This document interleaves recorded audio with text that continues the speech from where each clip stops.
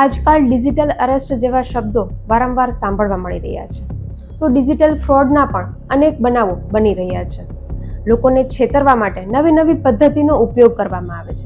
ત્યારે આવા વધતા જતા કેસોને ધ્યાનમાં લઈને ઈડીએ જાહેર જનતાને જાગૃત કરવા માટે કેટલીક માહિતી પૂરી પાડી છે. તાજેતરમાં જ ઈડીના નામે લોકોને સમન્સ પાઠવીને તેમની સાથે છેતરપિંડી કરવાના પ્રયાસો થઈ રહ્યા છે.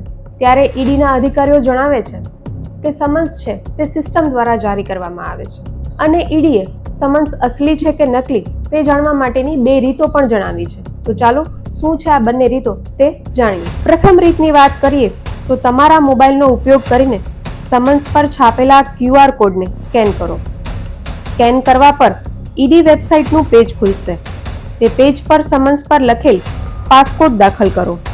જો માહિતી સાચી હશે તો નામ, અધિકારીનું નામ, હોદ્દો, તારીખ સહિતની સમન્સની માહિતી વેબસાઇટ પર આવી જશે. જ્યારે હવે બીજી રીતની વાત કરીએ તો ઈડીની વેબસાઇટ કે જે સ્ક્રીન પર નીચે આપ જોઈ શકો છો તેની મુલાકાત લો. ત્યાં વેરીફાઈ યોર સમન્સ વિકલ્પ પર ક્લિક કરો. સમન્સ નંબર અને પાસકોડ દાખલ કરો. જો માહિતી સાચી હશે તો મૂળ સમન્સની વિગતો વેબસાઇટ પર પ્રદર્શિત કરવામાં આવશે.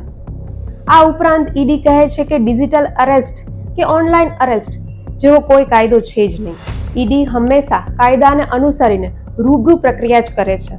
આ ઉપરાંત ઈડીએ લોકોને અપીલ કરી છે કે પૈસાની માંગણી કરતા કે પછી ધરપકડની ધમકી આપતી કોઈ પણ વ્યક્તિ કે મેસેજ પર વિશ્વાસ ન કરો. આવી જ યુઝફુલ માહિતી માટે જોડાયેલા રહો ખબર ગુજરાત સાથે.